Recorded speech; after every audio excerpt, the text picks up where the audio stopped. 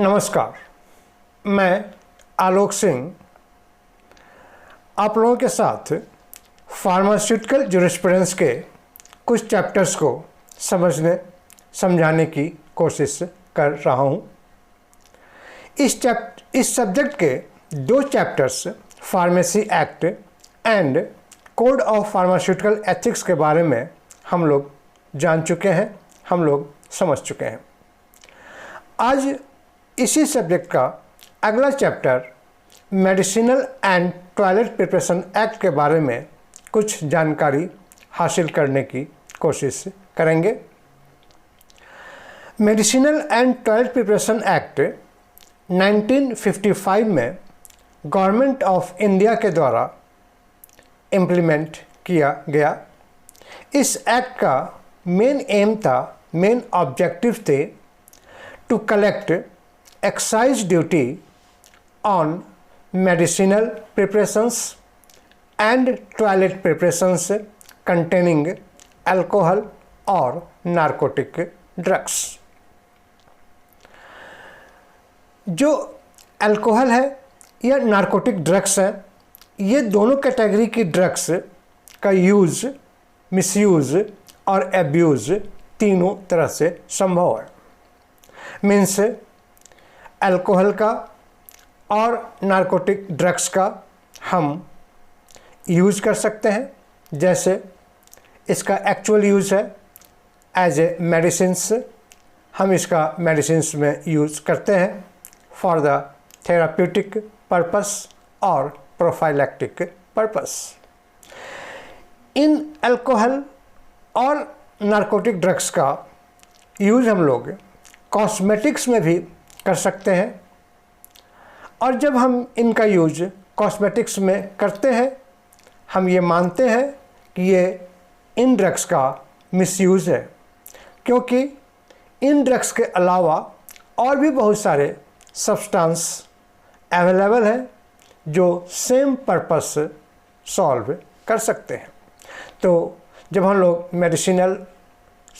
हम लोग अल्कोहल या नारकोटिक ड्रग्स का यूज़ एज ए कॉस्मेटिक या टॉयलेट प्रिपरेशंस में कर रहे होते हैं, तब हम समझते हैं it is misuse of these drugs. Alcohol और नारकोटिक ड्रग्स के अंदर ये पोटेंशियल है कि ह्यूमन बीइंग इसका use as a intoxicating product, नशा के लिए, यूफोरिक कंडीशंस के लिए, इंजॉयमेंट के लिए यूज कर सकता है। और जब हम इन ड्रग्स का यूज़ इंटॉक्सिकेशन पर्पस के लिए कर रहे हैं, यूफोरिक कंडीशंस डेवलप करने के लिए कर रहे हैं, नशा के लिए कर रहे हैं, तब हम कहते हैं these are the abuse of these drugs. अब गवर्नमेंट की ये मोरल ड्यूटी है, गवर्नमेंट की ये रिस्पॉन्सिबिलिटी है कि सोसाइटी के अंदर कोई भी चीज़ अवेलेबल ना हो जिसका एब्यूज़ हो सके, जिसको हम इंटॉक्सिकेटिंग प्रोडक्ट के रूप में यूज कर सकें। इसके लिए गवर्नमेंट हर संभव कोशिश करती हैं।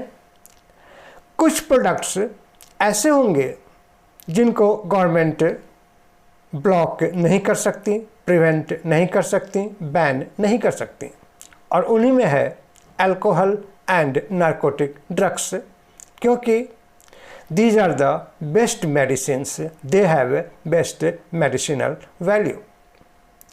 इस कंडीशंस में गवर्नमेंट कुछ ऐसा मेजर एडॉप्ट करती हैं ताकि इसका यूज इंटॉक्सिकेशन पर्पस के लिए नहीं किया जा सके, और इसके लिए गवर्नमेंट एक्साइज ड्यूटी फिक्स करती हैं। मीन्स यदि हम इन ड्रग्स का यूज़ मेडिसिनल पर्पस के लिए, थेराप्यूटिक पर्पस के लिए करेंगे, तो वहाँ पे एक्साइज ड्यूटी बहुत कम या बहुत मिनिमम रखी जाएगी। और यदि हम इन ड्रग्स का यूज़ मीन्स अल्कोहल और नारकोटिक ड्रग्स का यूज़ मेडिसिनल पर्पस के लिए नहीं बल्कि कॉस्मेटिक्स के लिए या टॉयलेट प्रिपरेशंस के लिए यूज़ कर रहे हैं, जो एक लग्जरी के रूप में मानी जाती है, वहाँ पे गवर्नमेंट इस पे कुछ एक्सेस एक्साइज ड्यूटी चार्ज करेंगी ताकि इसका मिसयूज कम हो सके। और तीसरा कैटेगरी है दैट इज़ एब्यूज़। वहाँ पे गवर्नमेंट ऑफ इंडिया इनके ऊपर एक्साइज ड्यूटी लगाती हैं और ये एक्साइज ड्यूटी इतनी हैवी होंगी, इतनी ज़्यादा होंगी कि कोई भी पर्सन इस प्रोडक्ट को परचेज करने से पहले एक बार सोचेगा क्या इतना पैसा इन्वेस्ट करना इस पर्पस के लिए ठीक है या नहीं है। और इन्हीं पर्पस को सॉल्व करने के लिए गवर्नमेंट ऑफ इंडिया ने एक एक्ट बनाई और उस एक्ट का नाम दिया गया medicinal and toilet preparation act. ये जो medicinal and toilet preparation act है, इससे पहले हर एक स्टेट गवर्नमेंट की अपनी एक्ट होती थी और हर स्टेट गवर्नमेंट अपने अकॉर्डिंग ड्रग्स के ऊपर, अल्कोहल के ऊपर, नारकोटिक ड्रग्स के ऊपर एक्साइज ड्यूटी लगाती थी। किसी स्टेट में ये एक्साइज ड्यूटी बहुत ज़्यादा थी और किसी स्टेट में ये एक्साइज ड्यूटी बहुत कम थी। नतीजा, इन अल्कोहल और नारकोटिक ड्रग्स का इंटर स्टेट स्मगलिंग स्टार्ट हो गई। मीन्स जिस स्टेट में इनका एक्साइज ड्यूटी कम है, वहाँ से ये ड्रग स्मगल होके किसी दूसरे स्टेट में जाने लग गई जहाँ पे इनकी एक्साइज ड्यूटी बहुत ज़्यादा थी। इन सभी प्रॉब्लम्स को सॉल्व करने के लिए गवर्नमेंट ऑफ इंडिया ने एक एक्ट बनाया और उस एक्ट का नाम दिया गया medicinal and toilet preparation act. तो आइए आज हम लोग इसी एक्ट का एक topic that is the manufacturing in bond के बारे में कुछ जानने, कुछ समझने की कोशिश करेंगे। अब जब गवर्नमेंट ऑफ इंडिया ने medicinal and toilet preparation act को इम्प्लीमेंट किया, उस कंडीशन में जो जितनी भी पुरानी एक्ट्स थी, वो सारी एक्ट्स जो स्टेट एक्ट्स थी, जो स्टेट गवर्नमेंट ने जिस एक्ट्स को इम्प्लीमेंट किया था, उन सभी एक्ट को इस medicinal and toilet preparation act ने रिप्लेस कर दिया और ये एक्ट थ्रू आउट इंडिया लागू हो गई। इस एक्ट के अनुसार कि कोई भी मेडिसिन्स या कोई भी टॉयलेट प्रिपरेशंस जिसकी हम मैन्युफैक्चरिंग कर रहे हैं under license granted through drug and cosmetic act 1940 और उन प्रिपरेशंस में अल्कोहल या नारकोटिक ड्रग्स का यूज़ किया जा रहा है, वहाँ पर ड्रग एंड कॉस्मेटिक एक्ट के साथ साथ एक दूसरा एक्ट भी इम्प्लीमेंट होंगी और उसका नाम है medicinal and toilet preparation act. जब medicinal and toilet preparation act बनाई गई तो इसमें यह कहा गया कि कोई भी पर्सन्स किसी भी मेडिसिनल प्रिपरेशंस का या किसी भी टॉयलेट प्रिपरेशंस का मैन्युफैक्चरिंग कर रहा है तो उसके पास एक दो तरह की लाइसेंस होनी चाहिए। पहला लाइसेंस होगा जिसे हम लोग ड्रग मैन्युफैक्चरिंग लाइसेंस कहेंगे और वो लाइसेंस इशू की जाएगी ड्रग एंड कॉस्मेटिक एक्ट 1940 के अंतर्गत। इसके साथ साथ मैन्युफैक्चरर के पास दूसरी लाइसेंस भी होनी चाहिए और वो लाइसेंस इशू की जाएंगी under medicinal and toilet preparation act 1955। अब इस एक्ट के अंदर जो लाइसेंस इशू की जाती हैं उनको हम लोग डिफरेंट कैटेगरीज के अंदर डिवाइड कर सकते हैं। उनमें से मेनली दो कैटेगरी हैं, that is the manufacturing under bond and manufacturing without bond. लेकिन इसके अलावा ये एक्ट किसी भी होम्योपैथिक प्रिपरेशन या आयुर्वेदिक प्रिपरेशंस जहाँ पे नारकोटिक ड्रग्स या अल्कोहल का यूज़ किया जा रहा है वहाँ भी ये एप्लीकेबल होंगी।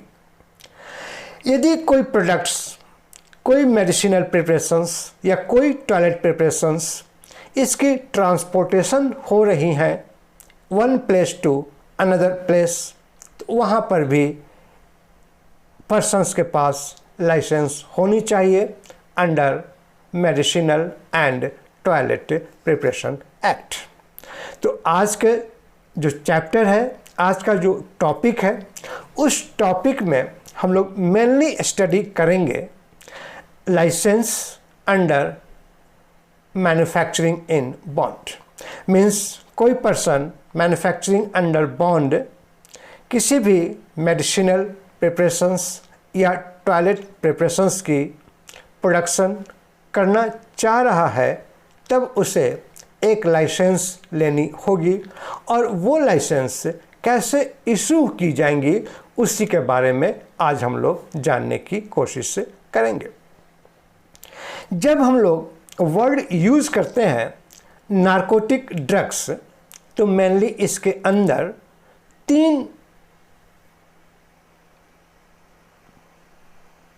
थ्री टाइप्स ऑफ ड्रग्स का यूज होता है, that is opium, Indian hemp and Coca. और जो चौथा ड्रग है दैट इज द अल्कोहल। जब भी हम लोग वर्ड यूज करेंगे अल्कोहल, इसका मतलब है इट इज इथाइल अल्कोहल। अब कोई भी पर्सन इस तरह का लाइसेंस इशू करना चाहेगा तो उसके लिए जो लाइसेंस इशू होगी उसे हम लोग कहेंगे मैन्युफैक्चरिंग अंडर बॉन्ड। तो चलिए सबसे पहले हम लोग इसका डेफिनेशन जानते हैं या जानने की कोशिश करते हैं कि बॉन्डेड मैन्युफैक्चरिंग या मैन्युफैक्चरिंग इन बॉन्ड या मैन्युफैक्चरिंग अंडर बॉन्ड, इन वर्ड्स को डिफाइन करना हो तो हम कैसे डिफाइन करेंगे।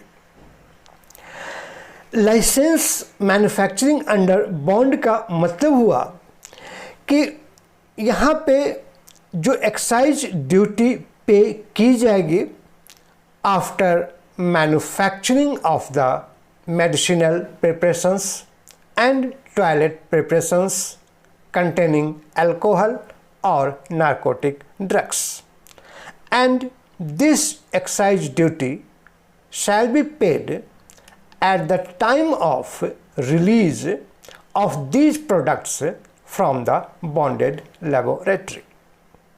मैं रिपीट कर रहा हूँ, लाइसेंस मैन्युफैक्चरिंग अंडर बॉन्ड और मैन्युफैक्चरिंग इन बॉन्ड और bonded manufacturing is defined as excise duty will be paid after release of finished product from the bonded laboratory।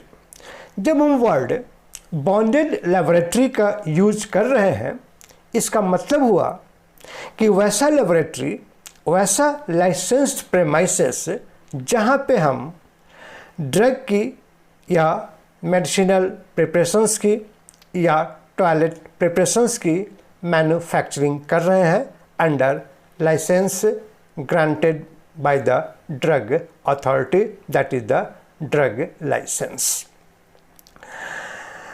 अब हम लोग ये जानेंगे कि क्या प्रोसीजर है जिस प्रोसीजर के द्वारा गवर्नमेंट ऑफ इंडिया ने प्रोविज़न दिया कि कोई भी पर्सन मैन्युफैक्चरिंग इन बॉन्ड का लाइसेंस इशू करवाना चाह रहा है तो उसे किन किन स्टेप्स के थ्रू गुजरना होगा।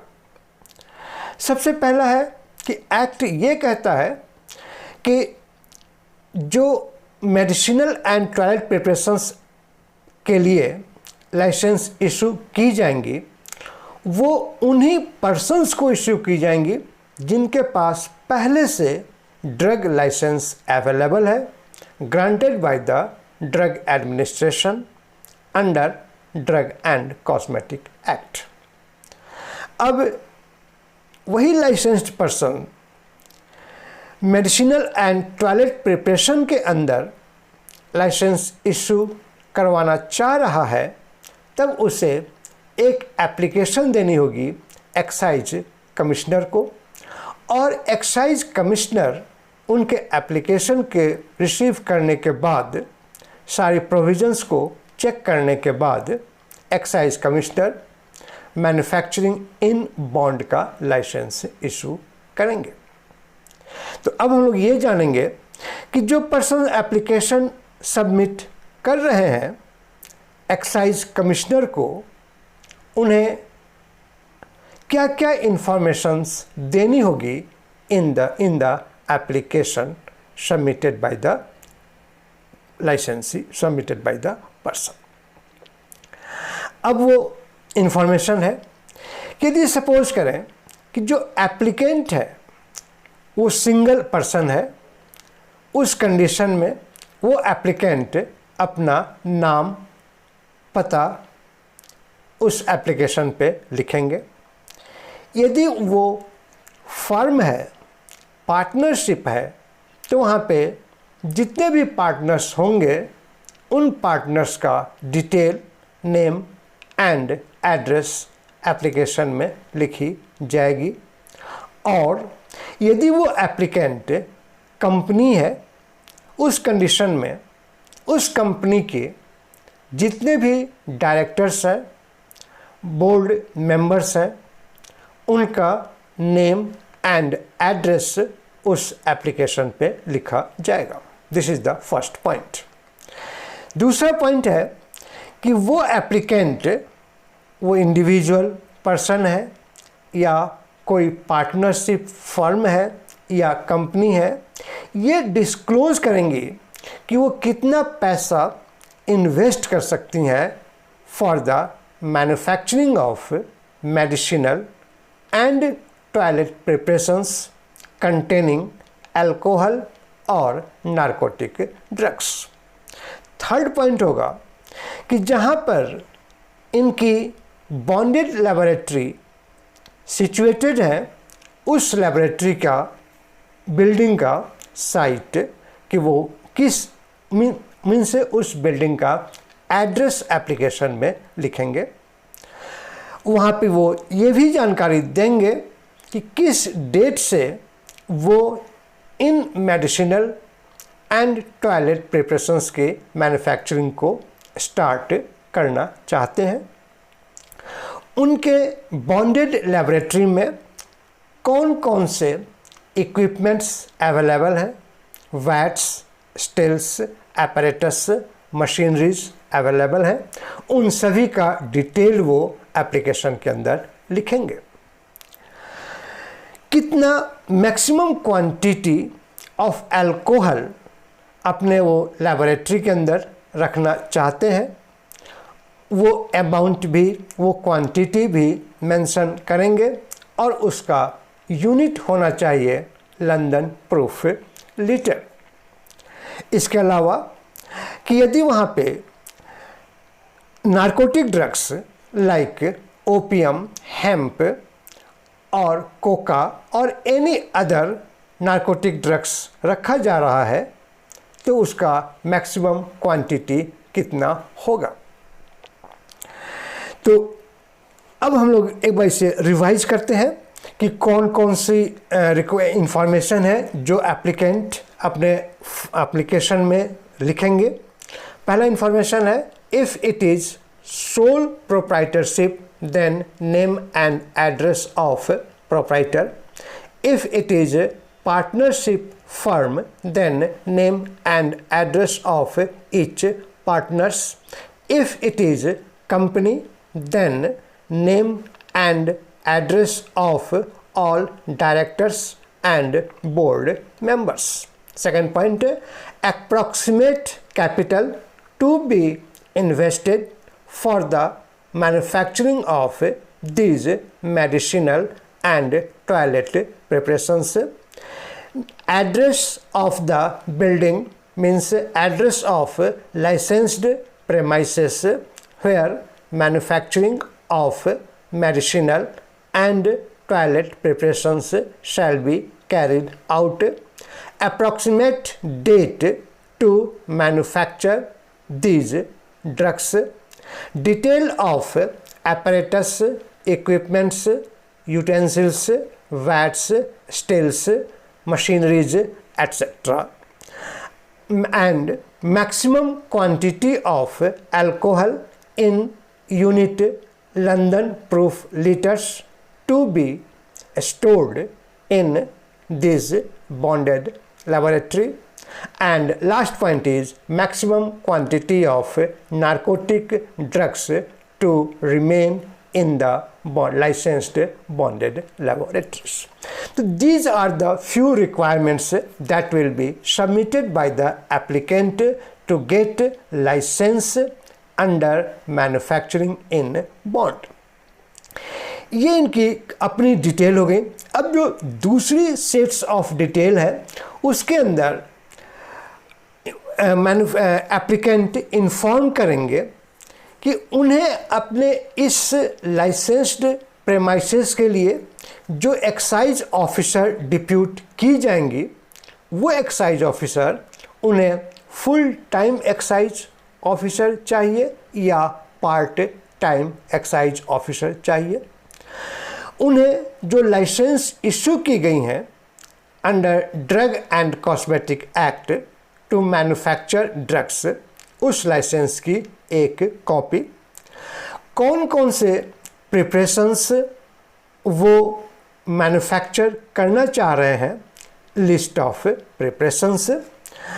इसके अलावा site elevation and plan of the proposed building कि जिस बिल्डिंग में in medicinal and toilet preparations की मैन्युफैक्चरिंग की जाएगी उस बिल्डिंग का क्या साइट है, मीन्स क्या एड्रेस है, उसका क्या एलिवेशन है और उसका क्या प्लान है। जब हम word elevation and plan use कर रहे होते हैं इसका मतलब हुआ कि बिल्डिंग को यदि हम फ्रंट से देखेंगे तो वो कैसा दिखेगा वो मैप के रूप में सबमिट करना होगा। बिल्डिंग को जब हम टॉप से देखेंगे, ऊपर से देखेंगे, एयर व्यू से देखेंगे उस समय बिल्डिंग का क्या व्यू नज़र आएगा वो मैप के रूप में एक्साइज कमिश्नर को सबमिट करनी होगी। यदि person full time excise officer की रिक्वायरमेंट भेज रहा है उस कंडीशन में एप्लीकेंट के पास एक्साइज ऑफिसर के लिए भी एक क्वार्टर होना चाहिए।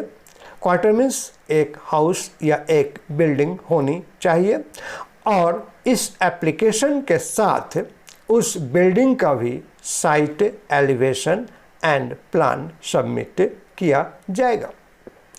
लेकिन इसके लिए कुछ एग्जम्पशंस हैं, जैसे यदि कोई पर्सन वैद्य है या हकीम है तो उस कंडीशन में उन्हें एक्साइज क्वार्टर का या अपने बिल्डिंग का साइट एलिवेशन और प्लान सबमिट करने की आवश्यकता नहीं है।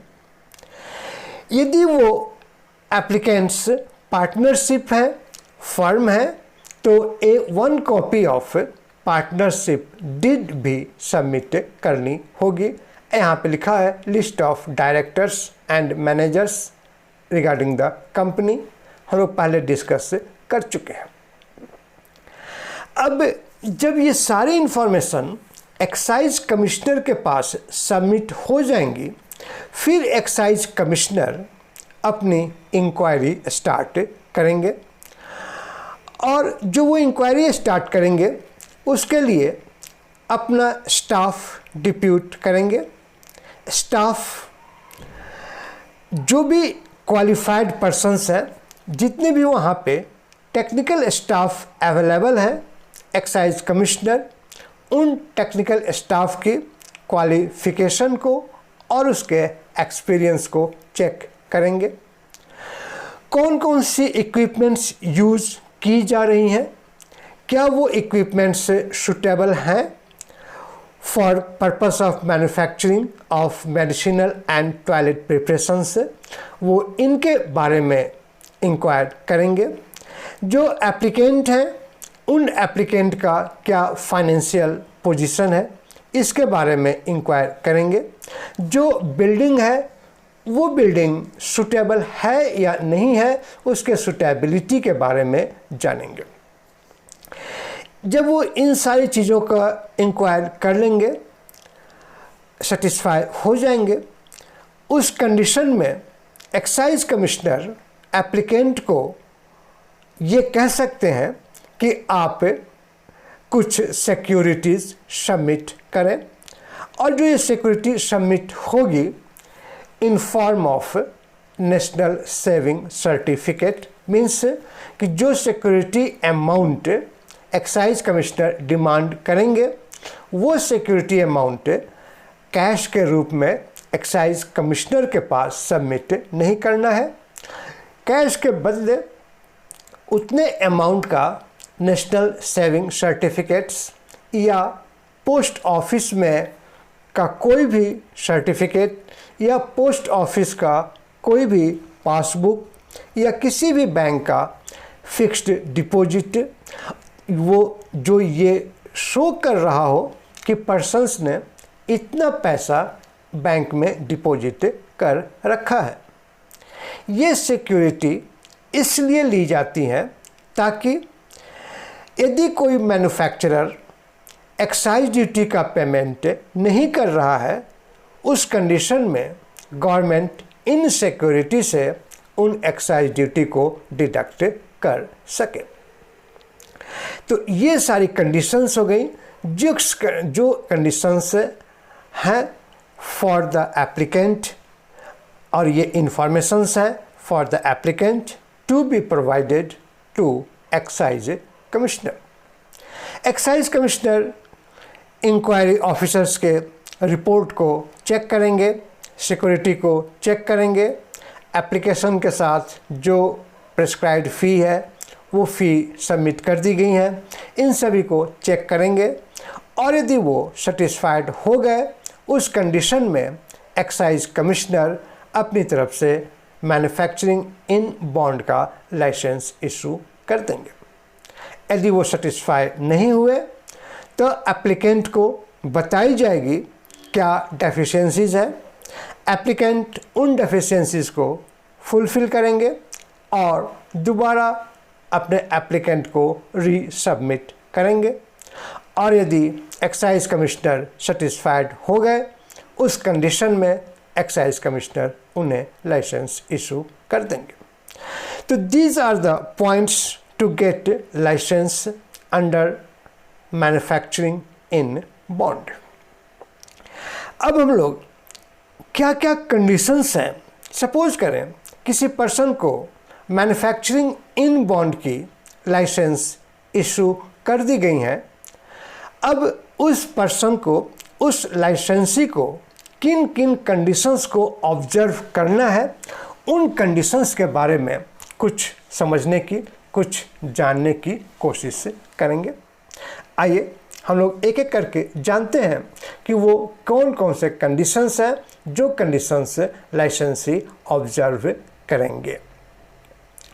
सबसे पहला पॉइंट कि जो लाइसेंस इशू किया जा रहा है that will remain valid up for the up to 31 March, कि वो कैलेंडर ईयर के 31 मार्च तक वो लाइसेंस वैलिड रहेगी, और उसके बाद पर्सन को अपने लाइसेंस को रिन्यू करवाना पड़ेगा। दूसरा कंडीशन है कि लाइसेंसी अपने लाइसेंस को किसी को बेच नहीं सकते, किसी को ट्रांसफ़र नहीं कर सकते। यदि लाइसेंसी ने अपने बिजनेस को सेल कर दिया किसी दूसरे पर्सन को अपना बिजनेस सेल कर दिया, उस कंडीशन में बायर को फ्रेश लाइसेंस इशू करवानी पड़ेगी under medicinal and toilet preparation act. किसी भी कंडीशन में लाइसेंस ट्रांसफ़र नहीं होंगी from one person to another person. यदि लाइसेंसी पार्टनरशिप फर्म है, उस कंडीशन में यदि सपोज करें किसी भी कारण से पार्टनरशिप डिसॉल्व हो गई, पार्टनरशिप ब्रेक कर गई, पार्टनरशिप चेंज हो गई, तब लाइसेंसी इमीडिएटली इन्फॉर्म करेंगे एक्साइज कमिश्नर को regarding dissolution of the partnership और अकॉर्डिंगली अपने लाइसेंस को अमेंड करवाएंगे। यदि कोई लाइसेंसी सोल प्रोप्राइटर है और वो लाइसेंसी किसी पार्टनर को अपने साथ अटैच करना चाह रहा है, उस कंडीशन में प्रोप्राइटर को, लाइसेंसी को एक्साइज कमिश्नर से परमिशन लेनी पड़ेगी और जब उनको परमिशन मिल जाएंगी, उसी कंडीशन में पर्सन अपने लाइसेंस को, अपने पार्टनरशिप को इंक्लूड कर सकता है, नए पार्टनर अपने साथ अटैच कर सकता है।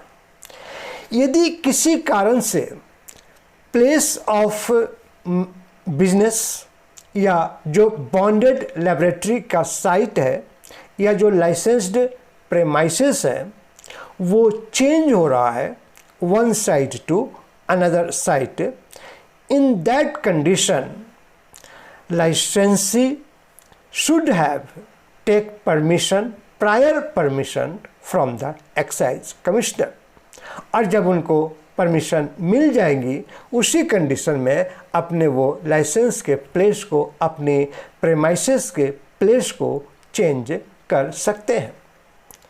एक्साइज कमिश्नर किसी भी समय किसी भी लाइसेंसी का लाइसेंस कैंसिल कर सकते हैं यदि वो ऐसा महसूस कर रहे हैं कि लाइसेंसी प्रॉपर टर्म्स एंड कंडीशंस को फुलफिल नहीं कर रहा, medicinal and toilet preparation act and rules को ऑब्जर्व नहीं कर रहा है। उस कंडीशन में उनकी लाइसेंस एक्साइज कमिश्नर कैंसिल कर सकते हैं। किसी भी कंडीशन में यदि उनकी लाइसेंस कैंसिल हो गई, उन्हें कोई कॉम्पनसेशन गवर्नमेंट की तरफ से नहीं दिया जाएगा। जिस पर्सन्स ने के पास लाइसेंस इशू की गई हैं, पर्सन्स के लिए मैंडेटरी है कि वो उस लाइसेंस को अपने लाइसेंस्ड प्रेमाइसेस में प्रोमिनेंट प्लेस पे डिस्प्ले करेंगे। यदि उसे वो और ऐसे जगह पे डिस्प्ले करेंगे जहाँ से वो आसानी से किसी भी पर्सन्स को विजिबल हो, कोई भी पर्सन आसानी से उस लाइसेंस को एक्सेस कर सके।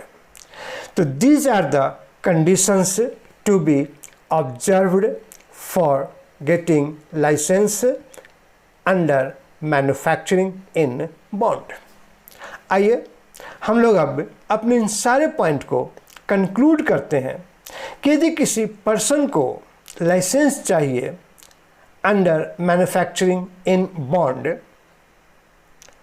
तब उसे क्या क्या कंडीशंस फुलफिल करना है। Number 1 point, manufacturing in bond means कि licensed issued to a person who will submit excise duty after completion of manufacturing and just before release of medicinal preparations from the licensed premises. For this license, person has to submit an application to excise commissioner. Application should have various informations like name and address of applicant. If it is partnership firm, then name and address of each partner. If it is a company, then name and address of board of directors, managers, etc. Second point, applicant will disclose capital or amount to be invested to continue this business, that is the manufacturing in bond. Applicant will submit detail of utensils, manufacturing facilities, equipments, apparatus, machineries, etc. available in the premises to manufacture medicinal and toilet preparations. Applicant shall inform regarding site of licensed premises. Applicant will provide elevation and plan of licensed premises. If applicant wants full-time excise officer, in that condition there should be a premises or quarter or house or building for excise commissioner, and applicant shall also submit plan and elevation of that building. Applicant will submit that he has drug license under Drug and Cosmetic Act to manufacture these preparations. Applicant will submit list of preparations to be manufactured in the licensed premises.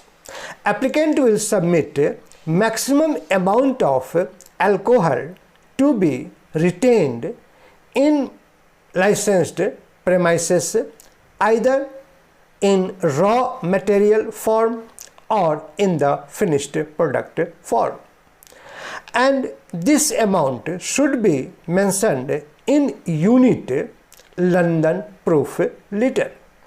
Similarly, applicant will also inform maximum amount of narcotic drugs available or shall be retained in the finished form or as raw material in licensed premises. These are the informations to be submitted to Excise Commissioner.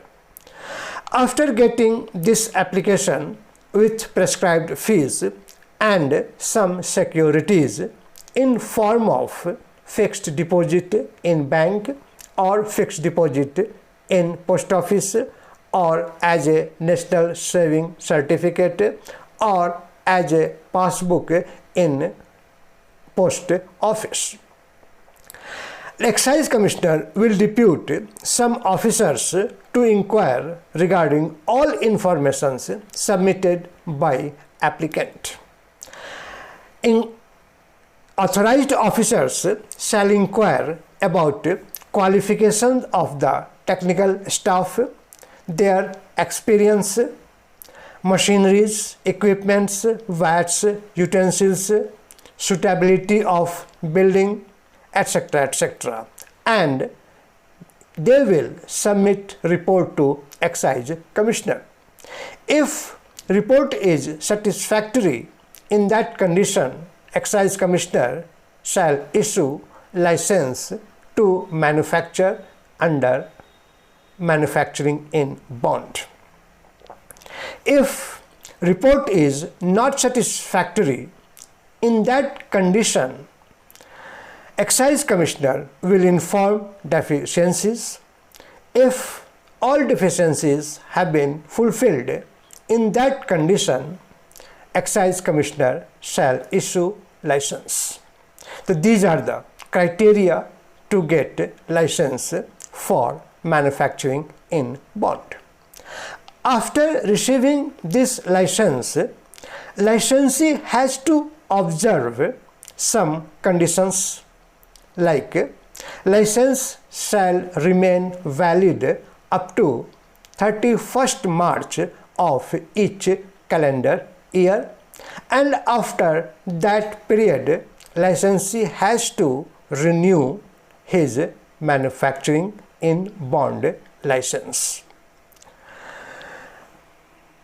If any sole proprietor wish to engage another partner, then he must take permission from Excise Commissioner before making any partnership with any other persons. If applicant or licensee is a partnership firm and due to any reason partnership dissolves, in that condition license shall be cancelled and licensee should inform to the Excise Commissioner regarding dissolution of partnership. If it is company and there is any change in managerial staff or director, in that condition information should be submitted to Excise Commissioner.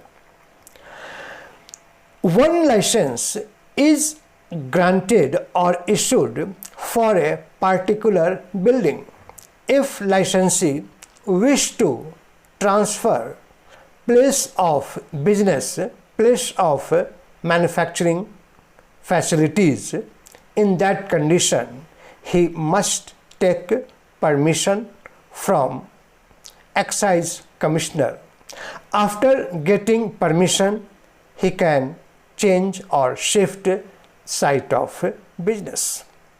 Excise Commissioner has authority to cancel the license if he found licensee is not observing all terms and conditions mentioned in Medicinal and Toilet Preparation Act and Medicinal and Toilet Preparation Rules.